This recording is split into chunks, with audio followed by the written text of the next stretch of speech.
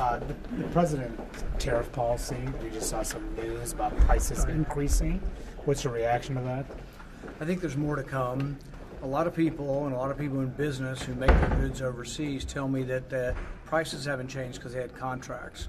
So if you make clothing in Vietnam and you sell it in a retail store here, you may have a contract that's 3 or 6 months until you can change the price.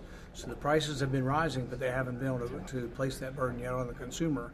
Most of these retailers have very, very small margins. So I think eventually the prices do come to the consumers. I think there is some consumer beginning to see a lack of consumer confidence, but will we also see businesses pulling back and businesses saying, well, I'm not sure if I want to invest, I'm not sure if I want to have another store right now with prices rising. In addition to this, the Lindsey Graham bill is one of the most dangerous bills ever to come before the Senate. It allows for 500% tariffs on anybody who buys oil and gas with Russia.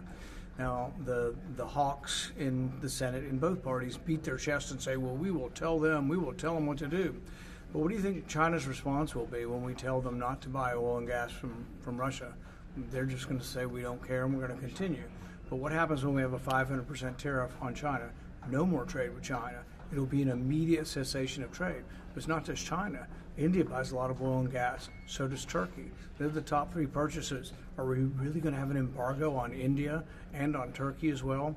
Half of the EU buys oil and gas from Russia. Many of them can't immediately shift.